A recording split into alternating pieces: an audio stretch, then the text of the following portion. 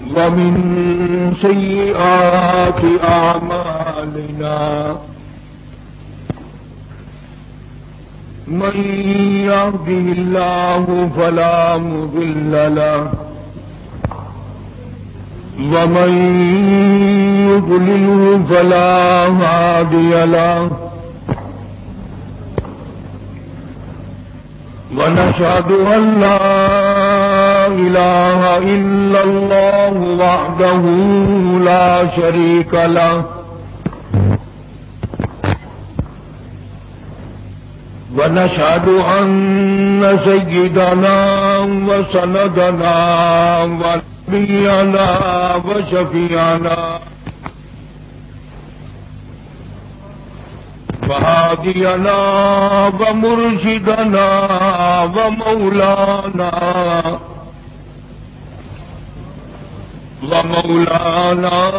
محمدا عبده ورسوله أرسله بالحق بشيرا ونذيرا صلى الله تعالى عليه وعلى آله وأصحابه وأزواجه وذرياته وبارك وسلم تسليما كثيرا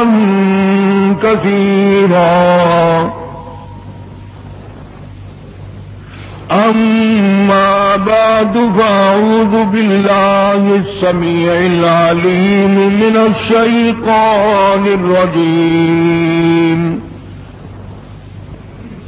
بسم الله الرحمن الرحيم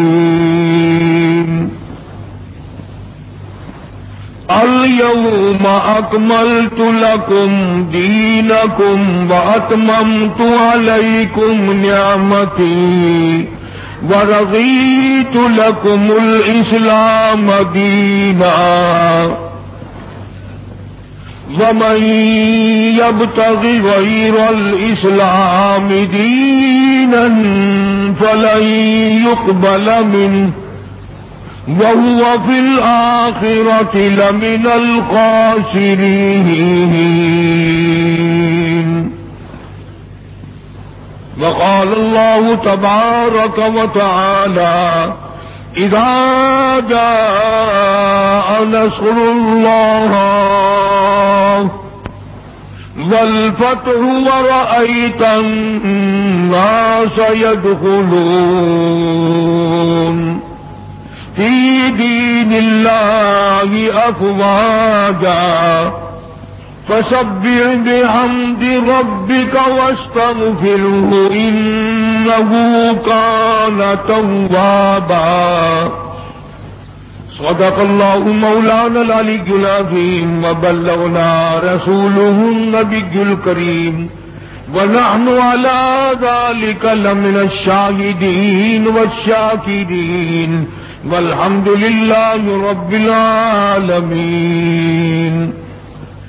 اللهم صل على محمد وعلى آل محمد كما صليت على إبراهيم وعلى آل إبراهيم إنك حميد مجيد.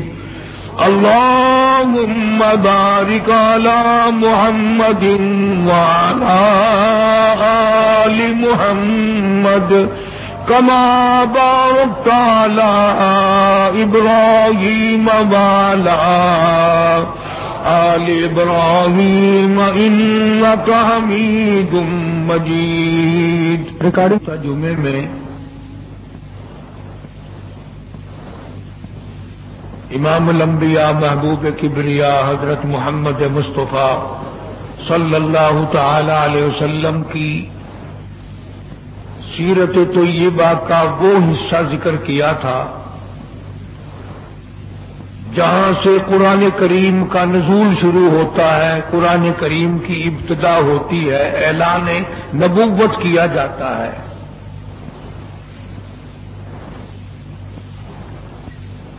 سیرت طیبہ کا موضوع اتنا طویل ہے، اتنا لمبا ہے۔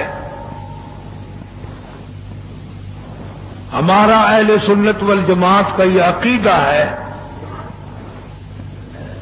کہ دنیا کے سارے درختوں کی قلمیں بنا لو، جتنے ندی، نالے، نہر، دریا، سمندر ہیں، سب کی شاہی بنا لو، اور جناب رسول کریم صلی اللہ علیہ وسلم کی تعریف اور ثنا لکھنی شروع کر دو۔ ہمارا عقیدہ ہے کہ درخت قلمیں دیتے دیتے ختم ہو جائیں گے، سمندر سیاہی مہیا کرتے ختم ہو جائیں گے، مگر کالی کملی والے کی تعریف کا کوئی حصہ بھی ادا نہ ہو سکے گا۔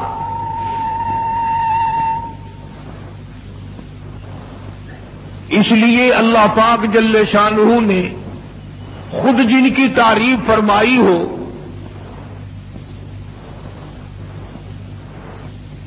جن کا شناخہ خود خدا ہو، اور بندہ کیسے مکمل کر سکتا ہے؟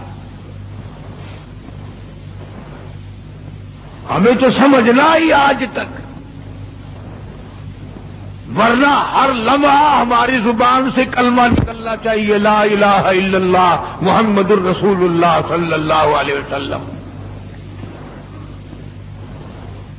اٹھتے بیٹھتے چلتے پھرتے ہماری زبان سے کلمہ نکلنا چاہیے۔ اللہ پاک جل شانہ نے اسی طرح سے درود شریف کے لیے بھی بڑے فضائل فرما دیے۔ حضور کریم صلی اللہ علیہ وسلم کی ذات اقدس پہ فرمایا جو ایک مرتبہ درود پاک پڑھے 10 نیکیاں ملتی ہیں، 10 گناہ معاف ہوتے ہیں، 10 درجے بلند کر دیے جاتے ہیں۔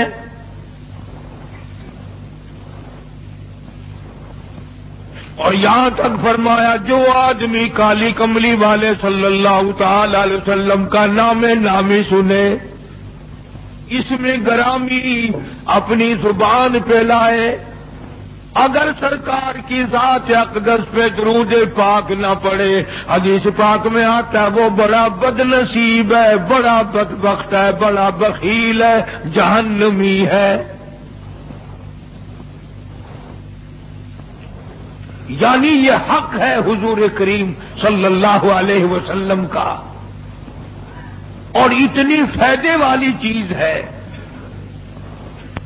ایک درود پاک سے 30 فائدے، 10 گناہ معاف، 10 درجے بلند، 10 نیکیاں۔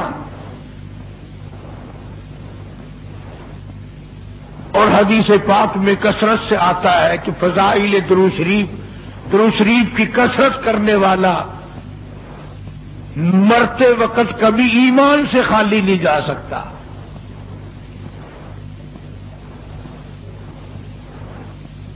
مگر آج ہمیں فرصت نہیں،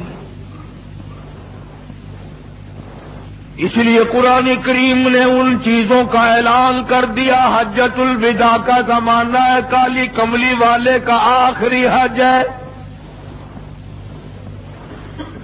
جبل رحمت کے نیچے ذرا سی نیچے اتر کر جگہ بنی ہوئی ہے، وہاں پر ایک اونٹنی پہ سوار ہے، ایک ڈاچی پہ سوار ہے۔ لوگوں کو فرمایا یا ایھا الناس، او لوگوں، او انسانوں، او آدمیوں، اللہ اور اس کے رسول کو ماننے والوں، الصلاۃ الصلاۃ، نماز کی پابندی کرنا، بیماری میں بھی پڑھنا، سفر میں بھی نماز پڑھنا، شادی میں بھی نماز ادا کرنا، غمی میں بھی نماز ادا کرنا، سردی میں نماز ادا کرنا، گرمی میں نماز پڑھنا۔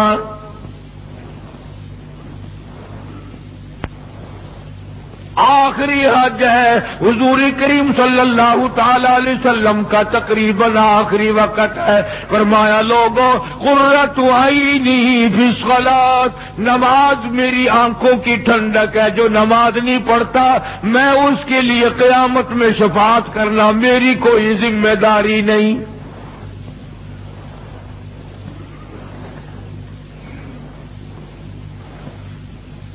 او ما ملکت ایمانہم، اور لوگوں اپنے ملازموں کا خیال کرنا، محتاجوں کا خیال کرنا، غریبوں کا خیال کرنا، مزدوروں کا خیال کرنا، معذوروں کا خیال کرنا، غریب پروری کرنا، لوگوں کے ساتھ ہمدردی والا برتاؤ کرنا۔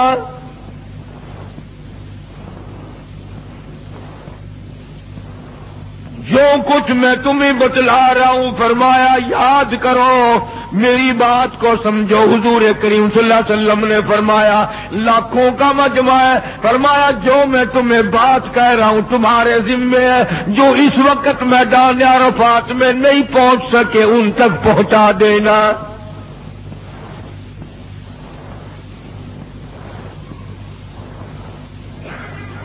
ادھر آپ نے امت کو تبلیغ فرمائی، آخری خطبہ ہے حضور کریم صلی اللہ علیہ وسلم کا، آخری خطبہ، آخری وعظ ہے، آخری نصیحتیں ہیں۔ ادھر قرآن کریم کی آخری آیت نازل ہو گئی، الیوم اکملت لکم دینکم واتممت علیکم نعمتی ورضیت لکم الاسلام دینا۔ کالی کملی والے آج ہم نے تمہارا دین کامل کر دیا، اسلام مکمل ہو گیا۔ حضور کریم صلی اللہ تعالی علیہ وسلم نے ضروری چیزیں آخری خطبے میں ارشاد فرما دی۔ فرمایا لوگوں اپنی عزت کو بچانا، اپنی عزت کا خیال کرنا۔ دو چیزوں کی ضمانت آج تم مجھے دے دو، ایک چیز کی ضمانت آج میں تمہیں دے دیتا ہوں، اپنی زبان کی اجازت دو، غلط نہیں استعمال کرو گے، اللہ رسول کے خلاف نہیں چلاؤ گے، اپنی نفسانی خواہشات کی ضمانت دو، اللہ اور اس کے رسول کے حکم کے خلاف نہیں برتو گے، نہیں چلاؤ گے۔ فرمایا والذی نفسی بیدی محمدا، اور لوگوں اس مالک کائنات کی قسم میں جنت الفردوس کی تمہیں ضمانت دیتا ہوں۔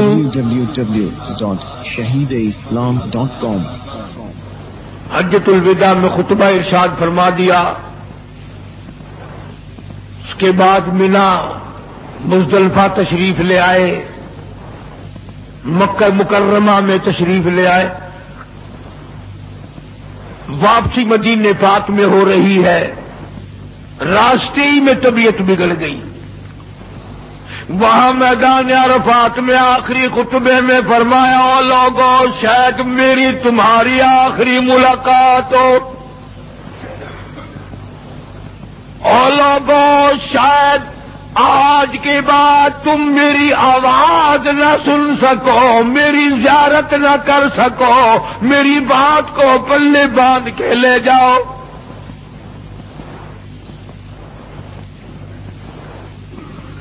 مدینہ طیبہ میں پہنچ گئے، راستے میں جو طبیعت بگڑی اور مزید خراب ہوتی چلی گئی، زیادہ پریشانی بڑھتی چلی گئی، یہاں تک کہ مدینہ پاک میں تشریف لے گئے تو مرض شدت اختیار کر گیا۔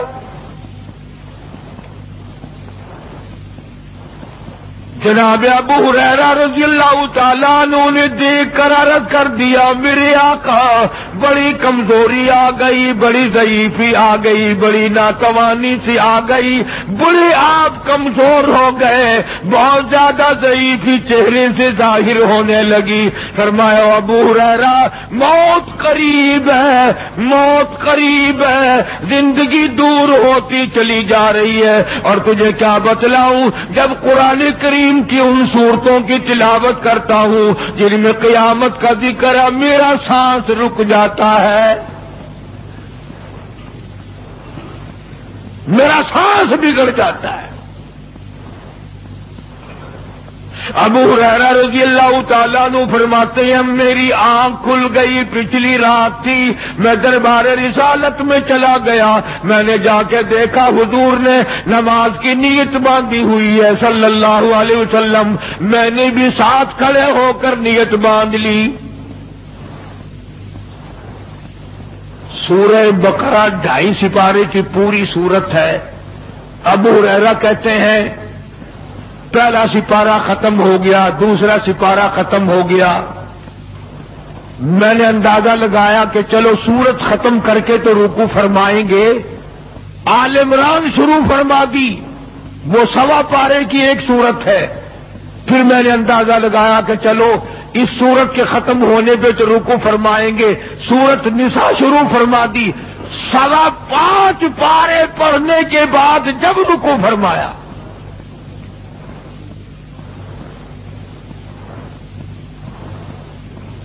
اپنا حال بھی دیکھ، اس کالی کملی والے کا حال بھی دیکھ صلی اللہ علیہ وسلم۔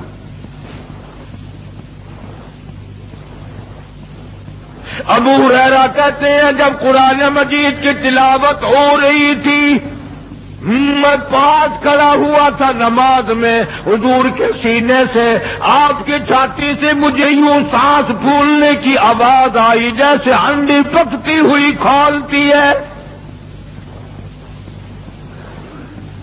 سانس پھول گیا۔ قرآن کریم کی تلاوت کرتے کرتے طبیعت متاثر ہو رہی ہے۔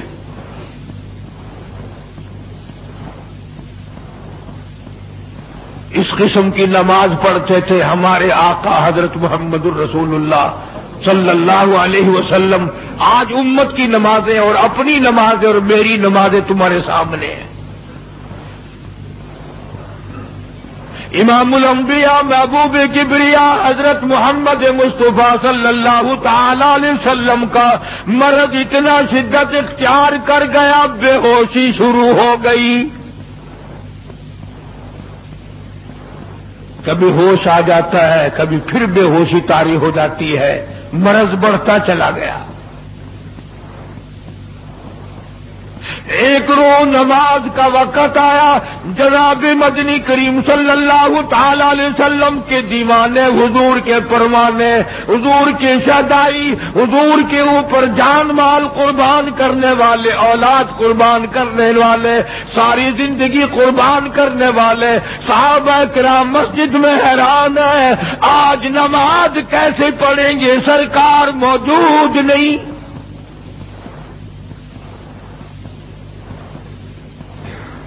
جناب عائشہ صدیقہ رضی اللہ تعالی عنہا نے جناب فاطمہ الزہرا رضی اللہ تعالی عنہا دونوں پریشان ہیں کہ مرض بڑھ گیا ہے، تکلیف زیادہ ہے۔ ہوش آئی آپ کو، فرمایا اصل الناس، کیا لوگوں نے نماز پڑھی؟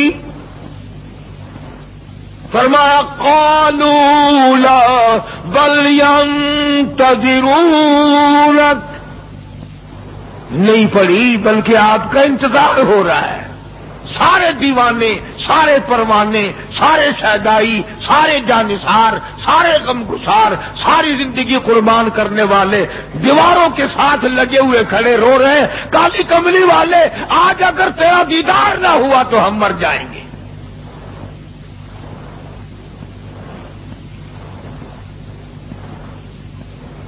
فرمایا مری ابا بکر ان یصلی الناس، عائشہ رضی اللہ تعالی عنہا، ابو بکر کو میری طرف سے حکم دو میرے مصلی پہ کھڑا ہو کر نماز پڑھائے، میرے مصلی پہ کھڑے ہو کر نماز پڑھائے۔ حضرت عائشہ رضی اللہ تعالی عنہا نے عرض کر دیا میرے آقا، میرا ابا تو کئی دن سے روتا پھرتا ہے، کئی دن سے رو رہا ہے۔ اذا جاء نصر اللہ کی صورت جب نازل ہوئی تو سارے صحابہ نے خوشی منائی، سارے مدینے نے خوشی منائی۔ اذا جاء نصر اللہ والفتح، اللہ کی حمایت آئے گی، نصرت آئے گی، تائید آئے گی، فتح آئے گی۔ وَرَأَيْتَ النَّاسَ يَدْخُلُونَ فِي دِينِ اللَّهِ أَفْوَاجًا، تم دیکھو گے کہ فوج کی فوج اسلام میں داخل ہو رہی ہیں، لشکر کے لشکر اسلام میں داخل ہو رہے ہیں۔ ساری بات خوشی کی ہے۔ فَسَبِّحْ بِحَمْدِ رَبِّكَ، اور آپ میری تسبیح بیان کریں۔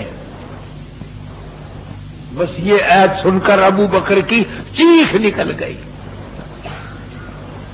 سارا مدینہ خوشیاں منا رہا ہے، سارا مدینہ خوشیوں میں ہے، سارے صحابہ خوشیاں منا رہے ہیں۔ عام لشکر اسلام میں داخل ہوں گے، ساری فوجی اسلام میں داخل ہو جائیں گی، لیکن ابو بکر صدیق کو لوگوں نے دیکھا اس کونے میں بیٹھا روتا ہے، گھر میں بیٹھا ہوا رو رہا ہے۔ اس نے پوچھا صدیق رضی اللہ تعالیٰ عنہ، سارے تو خوشیاں منا رہے ہیں، تو رو رہا ہے، تجھے کیا تکلیف پہنچی ہے؟ اذا جاء نصر اللہ کی سورت کے نزول کا پتہ نہیں چلا؟ جناب ابو بکر رضی اللہ تعالیٰ عنہ جو نبوت کا راز جانتے ہیں، مزاج شناس نبوت کے سب سے پہلا رفیق، سب سے پہلا ساتھی ابو بکر صدیق رضی اللہ تعالیٰ عنہ ہے۔ روتے روتے فرمانے لگے، آؤ مدینے والوں، یار کی جدائی کا وقت آ گیا۔ حضور کریم صلی اللہ علیہ وسلم کی روانگی کا وقت آ گیا۔ انہوں نے کہا تجھے کیسے پتا چلا؟ کہ دیکھتے نہیں ہو قرآن میں کیا؟ فسبح بحمد ربک، آپ میری تسبیح بیان کریں، مطلب یہ کہ آپ میرے یہاں آ جائیں۔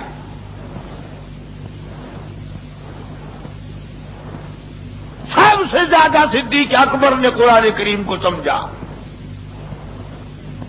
تو حضرت عائشہ رضی اللہ تعالیٰ عنہ نے عرض کیا، کالی کمبلی والے وہ تو پہلے ہی روتے پھرتے میرے ابا تو، کسی اور کو حکم دو۔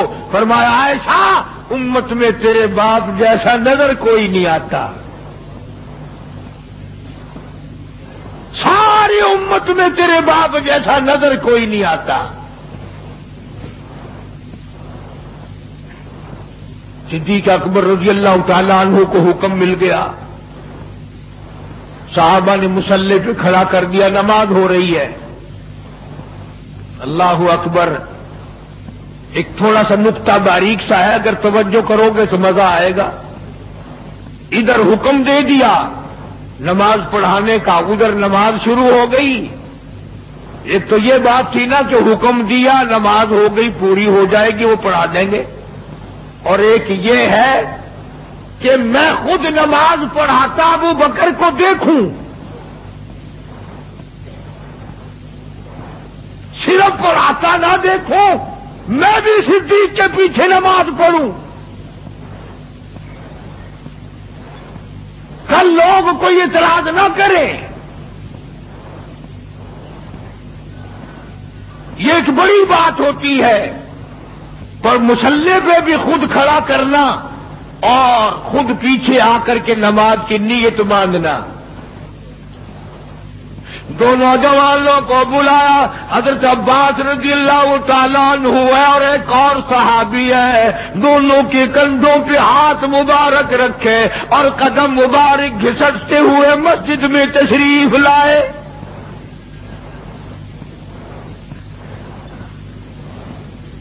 آپ اور میں تو تھوڑی سی تکلیف ہو جائے، سب سے پہلا نزلہ نماز پہ پڑتا ہے، کھانا اچھا ہو جائے گا، ڈاکٹروں کا خرچ بڑھ جائے گا،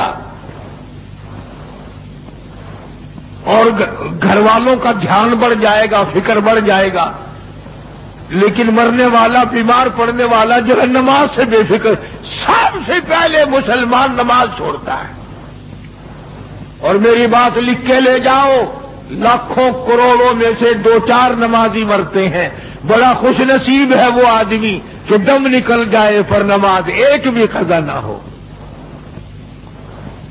آخری وقت تک جس کی نماز قضا نہ ہو۔ حضور کریم صلی اللہ تعالی علیہ وسلم نے پیچھے آ کر کے نیت باندھ لی، ابو بکر کو احساس ہو گیا، پتہ چل گیا کہ صدیق اکبر کو معلوم ہو گیا، حضور میرے پیچھے تشریف لے آئے، نماز میں شامل ہو گئے۔ ابو بکر پیچھے ہٹنے لگے، مصلی چھوڑنے لگے۔ آپ نے فرمایا الزم مکانک، ٹھہرا رو وہی جہاں میں نے تجھے کھڑا کر دیا۔